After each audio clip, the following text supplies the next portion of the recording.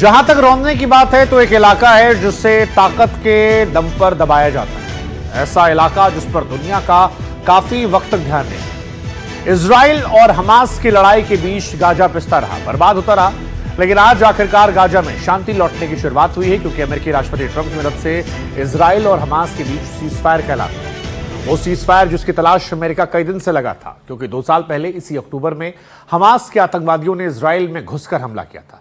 1200 से अधिक इजरायली मारे गए थे, 250 से ज्यादा किडनैप करके अपने साथ गाजा ले गए थे। इन्हीं किडनैप हुए इजरायली लोगों को वापस लाने के लिए इजराइल ने हमास के खिलाफ जंग छेड़ी थी। हमास से कई सीनियर लीडर्स से खात्मा किया, लेकिन हमास लड़ता रहा। आखिरकार बात जब परमाणु हथियारों की धमकियों तक पहुंची, तब अमेरिका ने पीस डील का इनिशिएटिव लिया, और इस बार तो कहना होगा कि कम से कम आज के दिन ट्रंप की डील का असर दिखा है। जो बंधक गाजा में थे वो इजराइल पहुंच गए और फलस्तीनी कैदियों को भी रिहा किया गया। लेकिन इस दौरान जो तस्वीरें आई, इजराइल में जो इमोशंस दिखे, हमें लगता है कि आपको जरूर देखना चाहिए।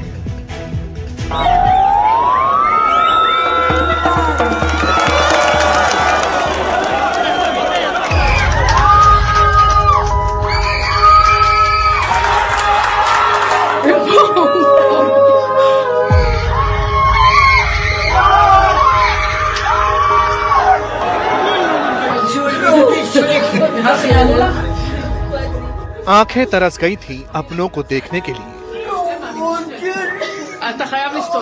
वो अपने जो आतंकी हमले के बाद हमास की कैद में पहुंच गए थे। इस मां ने जैसे ही फोन पर बेटी की रिहाई की खबर सुनी, मानो सारी मुराद पूरी हो गई।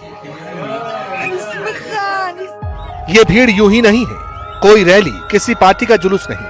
देश के एक एक नागरिक की जान की कीमत क्या होती है, अपने एक एक नागरिक के लिए इजराइल कितना फिक्रमंद है, ये भीड़ उसकी गवाह है। कोई इमोशनल है, आंसू छलकते हैं, तो कोई खुशी में सराबोर है।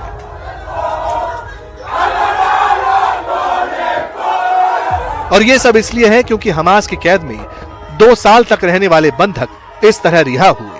वो बंधक जिन्होंने अनगिनत यात्राएं सही, लेकिन भरोसा था कि बच जाएंगे। वो उम्मीद परवान चढ़ी। हमास और इजराइल की पीस डील के बाद ये बंधक दोबारा इजराइल पहुंचे। इस तरह इस्तकबाल हुआ।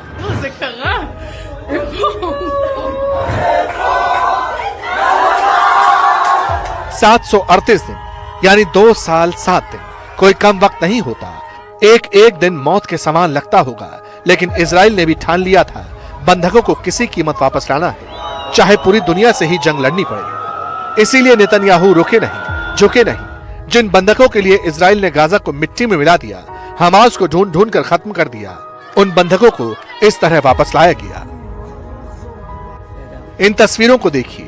एक पत्नी अपने पति का बेसब्री से इंतजार कर रही थी। वो अपने बच्चों से फोन पर बात करके बता रही थी कि चिंता मत करना, तुम्हारे पापा आने वाले हैं। पापा सबसे पहले घर आकर तुम्हें गले लगाएंगे। ये तस्वीरें जो आप देख रहे हैं वो गली और जिव बर्मैन की हैं। दोनों जुड़वा भाई हैं। 7 अक्टूबर 2023 को हमास ने जब इजराइल पर हमला किया तो इन्हें बंधक बनाकर ले गए। दोनों को गाजा में अलग अलग जगहों पर रखा गया। दोनों भाइयों ने 2 साल बाद इस तरह मुलाकात की। अब आप ये भी जान लीजिए कि दुनिया के सबसे बड़े सीजफायर को लेकर क्या कुछ हुआ, किस तरह ये प्रोसेस फॉलो किया गया, इसे एग्जीक्यूट किया गया। तय अग्रीमेंट के मुताबिक हमास ने इजराइल के सभी बंधकों को रिहा किया। पहले 7 बंधकों का ग्रुप और इसके बाद 13 बंधकों को रिहा किया गया। हमास ने इन्हें रिहा कर रेड क्रॉस को सौंपा। इसके बाद इजरायली सेना के हवाले किया गया। हमास के बाद इजराइल ने भी कंफर्म किया कि अब गाजा में कोई भी जिंदा बंधक नहीं बचा, सारे वापस आ चुके हैं। इसके अलावा 28 इजरायली शवों को भी सौंपने पर सहमति बनी। दूसरी तरफ इजराइल से भी कहा गया कि वो भी 250 फिलिस्तीनी कैदियों को रिहा करें। जिस वक्त इजराइल के नागरिक हमास की कैद से आजाद हो रहे थे, उसी दौरान वेस्ट बैंक की जेल में बंद फिलिस्तीनियों को भी उनके जमीन पर पहुंचाया जा रहा था। बाकायदा बस के जरिए इन लोगों को गाजा की तरफ ले जाया गया, जहां इनके अपने इंतजार कर रहे थे।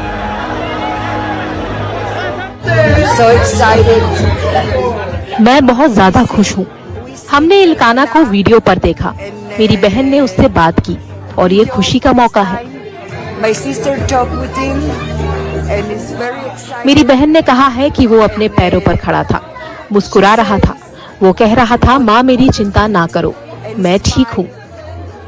and she said, tell her, my mom, I'm okay.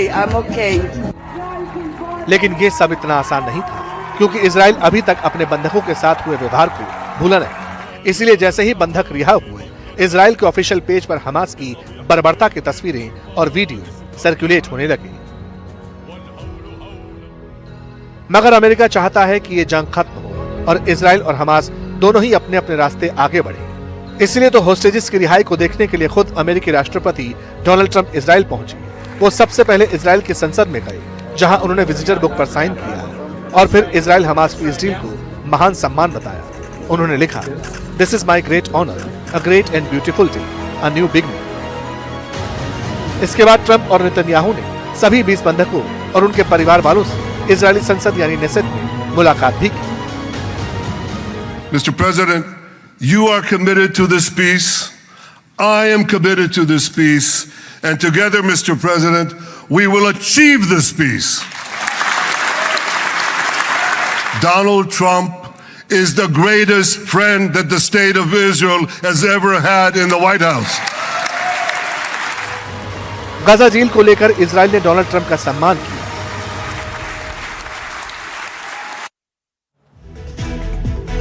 Israel की संसद में डोनाल्ड ट्रंप की स्पीच थी। 1.5 घंटे से अधिक समय तक पीस डील की बात की, मिडिल ईस्ट की सिचुएशन को लेकर बोलते रहे। लेकिन एक वक्त ऐसा भी आया जब डोनाल्ड ट्रंप की स्पीच के दौरान इजराइल के ही 2 सांसदों ने हंगामा शुरू कर दिया। वो ट्रंप की पीस डील का विरोध करते दिखाई पड़े।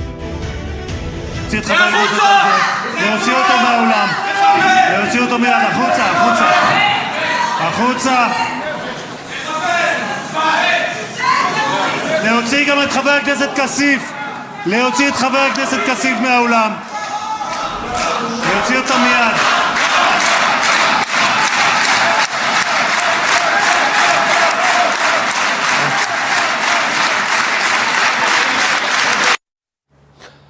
खैर, सवाल है कि पीस डील हो गई, अब आगे क्या होगा? और इसी का जवाब ढूंढने के लिए इजिप्ट में बड़े नेताओं की मीटिंग की तैयारी है। 20 से ज्यादा देशों के नेता जो हैं वो गाजा शांति समझौते पर बैठक करेंगे। इसकी अगुवाई अमेरिकी राष्ट्रपति डोनाल्ड ट्रंप और मिस्र के राष्ट्रपति अब्देल फतेह अल सीसी करने वाले, और इसमें ब्रिटेन, फ्रांस, जर्मनी जैसे देशों के नेता शामिल हैं। हालांकि इससे पहले ट्रंप ने इजरायली संसद को भी संबोधित किया। ये कहा कि यह युद्ध का ही अंत नहीं बल्कि आतंक के दौर का भी अंत है, इसलिए मिडिल ईस्ट के लिए नई शुरुआत है। ट्रंप ने कहा कि बंदूकें शांत हैं, ये इलाका शांत है और आशा करता हूं कि आगे भी बना रहेगा। नेतन्याहू ने कहा कि ट्रंप इजराइल के सबसे अच्छे दोस्त हैं, लेकिन सवाल है कि गाजा का क्या होगा। अब गाजा के नुकसान का आकलन किया जा रहा है। ताजा रिपोर्ट कहती है कि 2 साल के इजराइल हमास युद्ध के दौरान गाजा में 67,000 फिलिस्तीनी मारे गए। 67,000। और सबसे बड़ी बात यह है कि इन 67,000 लोगों में 20,000 तो केवल बच्चे शामिल हैं। 4,36,000 घर जमींदोज हुए हैं। करीब 2 लाख बिल्डिंग बर्बाद हुई है। 61 मिलियन टन यानी 6 करोड़ टन से ज्यादा मलबा है। 21 लाख लोग बेघर हैं। करीब 8 लाख बच्चों की पढ़ाई छूटी है क्योंकि 90% स्कूल यहां खत्म हो गए। गाजा की 97% फसल युद्ध में बर्बाद हो गई है। कुल मिलाकर कहें तो एक पूरा इलाका ही जो है लगभग खत्म हो गया। अब सवाल यह भी है कि क्या अमेरिका और इजराइल की टर्म एंड कंडीशन हमास को पूरी तरह कबूल होगी? क्या हमास वाकई में कोई हथियार नहीं उठाएगा? वैसे टूट तो यूपी में भी बदमाशों की कमर रही है। दिवाली आ गई और जैसे घरों में सफाई चल रही है वैसे ही उत्तर प्रदेश में बदमाशों का सफाया चल रहा है। अक्टूबर महीने की आज 13 तारीख है। 13 दिनों में 30 से ज्यादा एनकाउंटर जो है यूपी में हुए। पिछले 24 घंटे की बात की जाए तो सिर्फ 24 घंटे में यहां पर 6 बड़े एनकाउंटर हुए। ऑपरेशन लंगड़ा, ऑपरेशन खल्लास के जरिए बदमाशों को चुन चुन कर मारा जा रहा है। आखिर कैसी योगी काल में यूपी से अपराध और अपराधियों की सफाई चल रही है और क्यों गुंडा बदमाश तौबा तौबा कर रहे हैं? अब इसकी पेशी करें।